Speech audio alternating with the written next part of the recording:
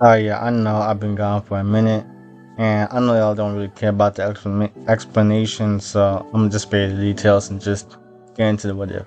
So here's the thing: Yuji, he'll be born as one of the last descendants to what could basically be a practically extinct clan. The only other living member at the time would be his grandfather, and the reason for the extinction, it was honestly pretty simple. You see, they implemented this sort of doctrine where those that were born with cursed techniques, they were meant to be weapons essentially. Nothing more, nothing less. And as a weapon, you did not have emotions. That didn't exist. Those in the clan, born without a cursed technique, they got to live normal lives in comparison. There would be a reason for this doctrine though. This clan was known for their pyrokinetic curse techniques. They were rather powerful, but with these abilities, it also came with an issue: a genetic defect. When placed under extreme despair or rage, their cursed energy, it would erupt. It would be recognized as a phenomenon known as spontaneous human combustion. They would turn into mindless, perpetually burning infernals. The doctrine was made to prevent this from happening, though. It led to those with cursed techniques silently envying the ones without. This part was unintended. Eventually, the clan it would choke on its own coldness and silent envy of each other. Of course, this would end up leading to them dying out, with only a few remaining in the present day. Seeking the ultimate vessel, though, Kenjaku, he would go on to possess Kaori Itadori, and he would go on to engineer Yuji's body. Here he would be combining the Dead Clan's highly volatile Crimson Moon technique with a near invulnerable physical shell built specifically to contain the intense heat. See, by the Ancient Nine, Yuji he would have accidentally awakened a rare hybrid generation sort of ability from his clan. He will be possessing both a passive heat manipulation and raw ignition, basically Gen 2 and Gen 3. His eyes they would have permanently morphed into a pair of glowing mismatched geometry looking eyes. There will be a white X in one eye and a red O in the next one. Terrified that Yuji would turn into an infernal, though, his grandfather Wasuke, I don't really remember how to pronounce his name, he would hide Yuji's eyes behind specialized thick glasses, and he would lock him into a brutal, emotionless military training. He would be beating one phrase into Yuji's head daily: empty the hearth. If you feel, you burn, and if you burn, you destroy. Yuji would become a highly disciplined, completely distant ghost of a child. It would only be on his deathbed that Wasuke would realize the errors of his ways and the permanent harm that the clan had did. He would look to Yuji and apologize for the first time ever, weeping profusely as well. It would be the first time that Yuji had ever seen the side of his grandfather. He had never seen his grandfather show such an emotion. He would tell Yuji to throw away his glasses, and he would beg him to forget about what he had told him about emptying his emotions. Having emotions, they were a good thing, and he should learn to express them once more. Those were words that would be continuously ringing all throughout Yuji's head as he would walk away from the hospital that day. He would pass by Sugawasa High School on the way home, and he would realize then that curses they were attacking. Yuji would act with cold military efficiency here, using precise bursts of flame from his souls in order to incinerate the threats. He would realize that the source of the curses was this finger and that was in the air. He would realize this when he was getting cornered by one, especially. His grandfather had told him about the King of Curses, Ryomen Sukuna, and he would recognize that this was one of his fingers. he would decide to take a chance here. It was meant to be some sort of tactical decision in order to hopefully increase his output, even if only temporarily. He would just go out and reach out for the finger, swallowing it immediately. Sukuna would awaken in this new body right after. Ryomen Sukuna, he would be delighted by this new vessel. Looking through Yuji's eyes, he would immediately recognize this flame technique. It was something from that clan he respected back in the Heian era. It was the main thing he respected about them though. That whole emptying the heart thing, he never agreed to that. Sukuna, he would just mock Yuji's emotional suppression that the boy was cursed with, and he would decide to unleash the flame with chaotic malice, creating explosive, air-splitting shockwaves. Yuji would take back control later and get confronted by Gojo and Megumi. It would be decided there that he would be enrolled at Jujutsu High, since it seemed that, for now, he could seemingly contain the King of Curses and make good use of it. At Jujutsu High, Yuji would be a complete enigma to Megumi and Nobara. He would have flawless execution, but he would be completely robotic and unapproachable at the same time. Inside of his head though, Wasuke's words, they would continuously ring like a painful alarm. Or basically like an iPhone alarm. Yeah, you probably understand that. Recognizing the extinct Asakasa, I'm terrible with pronouncing these words, technique and Yuji's psychological conditioning, Gojo would alter his training here. He would force Yuji to watch emotional movies, not just for energy control now, but to also break this emotional vacuum that he had. Gojo would warn him that a fire without a draft, it suffocates. And if you keep your emotions locked at seemingly absolute zero, well, Sukuna, he's just gonna use that void in order to end up burning everything down. This would first be seen when they were forced to fight the Finger Bearer curse. And the team, they would end up being overwhelmed here. Yuji would try to remain completely neutral in emotion though, but it would reflect in the strength of his flames. They weren't enough. Sukuna, he would decide to hijack the boy's body in that moment, showing that the boy hardly knew the true extent of his real power. Sukuna would effortlessly deal with the curse, burning it until there were only ashes left. Yuji would regain control right after though, and he would have saw everything. He saw just how powerful the flames were under Sukuna's control. The flames were bigger and hotter than he was ever able to make them, despite being trained by his grandfather in how to harness them. Gojo would have Yuji go on a separate mission from the others after this to help him with learning to regain his emotions. He heard everything that happened back there at the detention center, and Yuji would end up being paired with Nanami as a result. Here, Yuji would end up meeting Junpei.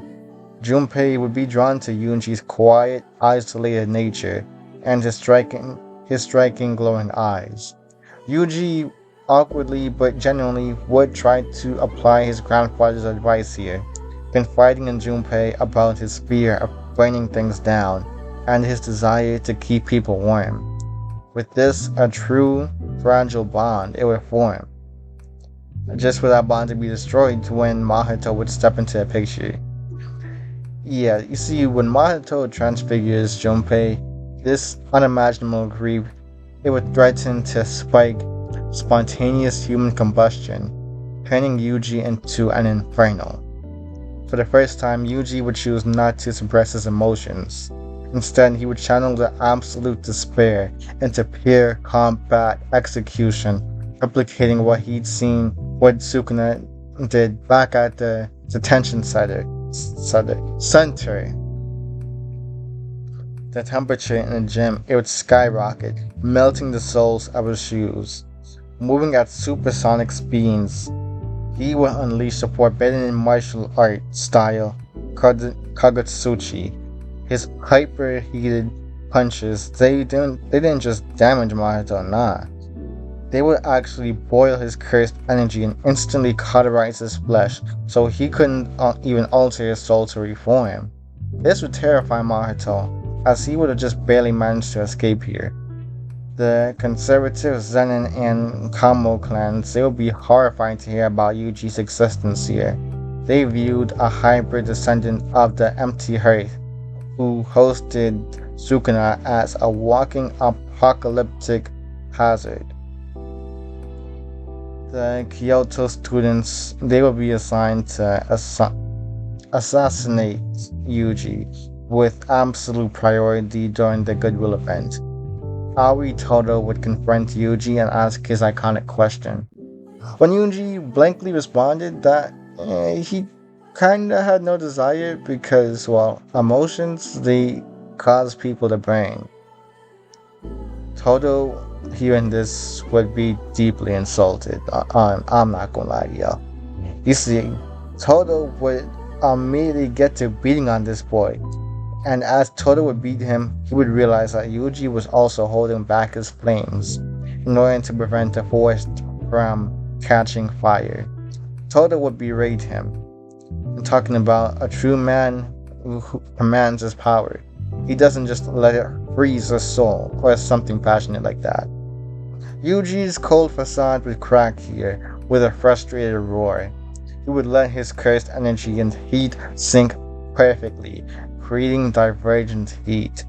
This would be where a highly compressed wave of thermal energy detonated a split second after physical impact. When he combined this with a black flash against Hanami, it would ignite into a hyper-compressed, violet-blue spontaneous combustion black flash. Yeah, that was a mouthful, I know.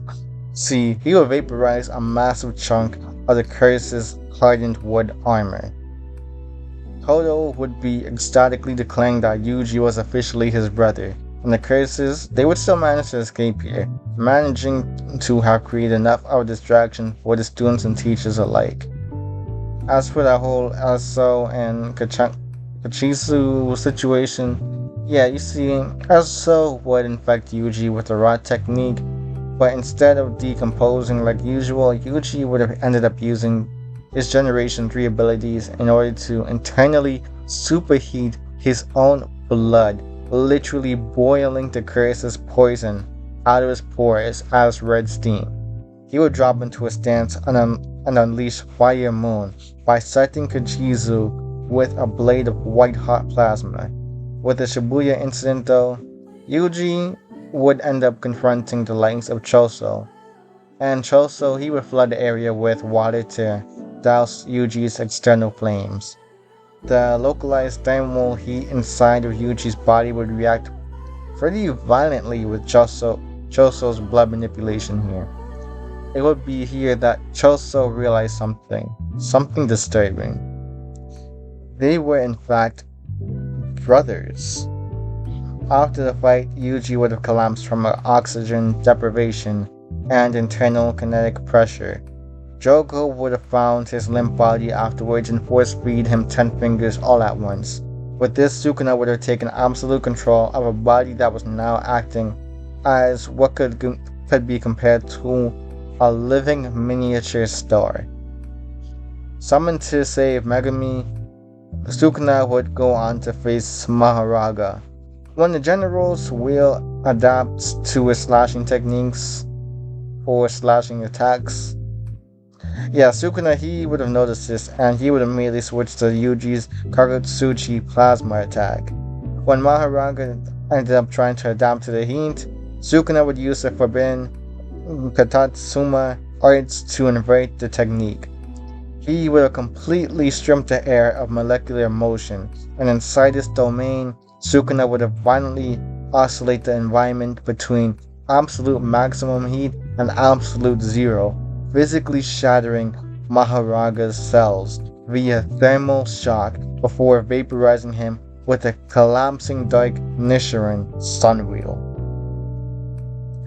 a 4-kilometer radius of Shibuya would have been turned into an oxygen-deprived glass crater afterwards.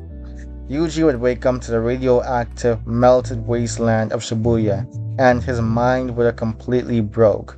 Moments later, Mahito would transfigure Nobara right in front of him. Yuji wouldn't scream or cry though. The overwhelming trauma would cause for his internal temperature to plummet to absolute zero, triggering a chilling subversion of his technique, the freezing blue flame.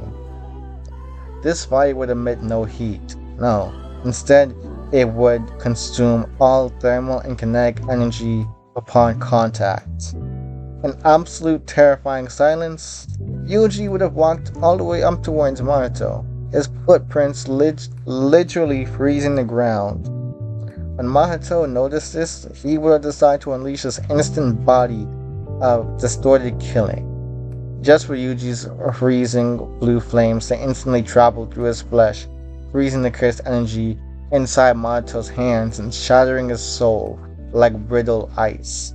Mahito would have been reduced to a frail, shivering crawl in the snow, utterly terrified of the emotionless, sub-zero monster that Yuji had become.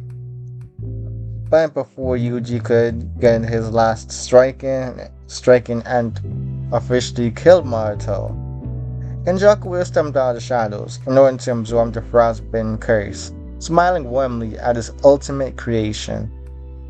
After sealing of Gojo by the hands of Kenjaku, Yuji would find himself at the mercy of the higher-ups. His Crimson Moon would get labeled as an unregistered disaster class anomaly. The higher-ups would appoint Yuta Okotsu as Yuji's executioner here. Yuji would fight like a hollowed-out winter storm, catching Yuta's katana with bare, frost-bitten hands that would emit a freezing blue flame. Remembering his grandfather's command to not die cold, Yuji would intentionally let his guard down during a high-speed Matobai maneuver, allowing Yuta to pierce his heart so that he couldn't securely restart it with RCT. He would have fully embraced his role as the little brother of Choso. Let's say that. Afterwards. This would basically be his way of having more allies, because Choso would basically agree to work with Yuji when... Yep, you know what I mean. Basically, when Choso is accepted as his big brother. Yeah. This is overcomplicated. Anyways, Choso would have used his blood to absorb the ambient heat from Yuji's sub-zero presence to create a new technique. It would be some sort of explosive steam bomb. After gathering his team, the group would agree to enter the Culling Games together and put a stop to Genjaku. Yuji would have entered the infamous Sundai colony here, instantly disrupting the four-way deadlock. When the cockroach curse would swarm the city with billions of flesh-eating insects, Yuji will open his arms. His X and O eyes, they will be blazing a blinding luminescent red here. He would generate, his Generation 3 abilities in order to release a 360-degree shockwave of pure radiating heat. It would vaporize the entire swarm into complete ash before delivering an axe kick wrapped in blue flame. Ryu, Ishigori, and Takako Oru, they would challenge him. Yuji would counteract Yuro's sky manipulation by rapidly heating and freezing the air currents in order to create massive atmospheric pressure distortions. When Ryu fired his maximum power granite blast, Yuji, he would drop into a deep Asakasu stance and use his Generation 2 abilities in order to literally grab the plasma beam with his bare, fire-resistant hands, in order to redirect the massive laser into the stratosphere. During this time, Yuta would have also confronted Higuruma and managed to get him on their side. Sukuna, he would have executed his true plan after tearing off Yuji's finger and force-feeding it to Megami Fushiguro to possess his body as soon as he got a little bit of control. And with this, Yuji would have been left behind in the dirt, discarded by the King of Curses. But he wouldn't have not remembered something. Yuji still had his abilities. See, Yuji, he may have just looked like somebody with scarred frostbitten hands, but he was still more than that. He wouldn't remember his grandfather's words, talking about emptying the hearth, and then he would remember Gojo's command to let the spark catch. He would finally put these two philosophies together. Although they conflicted with each other, he would have managed to finally fuse them perfectly. He would have finally understood it. And he would achieve the absolute pinnacle of his heritage. This will be known as the White Dawn. He would ignite his entire body in a controlled, flawless plasma reaction that would burn away his grief, leaving only pure unyielding resolve. After Gojo fell to the world-cutting slash, Sukuna, he would return to his four-armed alien form and prepare to vaporize the remaining sorcerers with his ultimate fire technique, Fuga. Yuji would step up to the plate with the Generation 2 and 3 abilities, let's just say that. He would have been the absolute front of the line here. At the time, he would have been wearing a jacket with the hood on, covering half of his face. He would have taken off the hood though to reveal his glowing eyes shining brighter than even the sun. He would have channeled the peak of his second generation lineage, and he would spread his arms wide, commanding the fire arrow. The massive explosion would obey Yuji's absolute authority over fire, swirling it into a harmless vortex around his shoulders, who were being sucked entirely into his core. Yuji would engage Sukuna in a desperate hand-to-hand brawl. His hyper-heated aura would create a plasma field around his body, instantly melting Sukuna's dismantled and cleaved mesh before they could even touch his skin. He would manifest a colossal, blinding ring of white-hot fire behind him that would resemble a cosmic solar eclipse, landing a relentless barrage of punches with the perfect timing of a black flash of vacuum heat would tear away at Sukuna's arms, and with a final piercing palm strike to Megami's chest, Yuji would drive the fire straight through to Sukuna's soul. The purifying heat would specifically be targeting Sukuna's cursed essence though, turning the King of Curses into harmless white ash, rather than actually injuring Megami at all.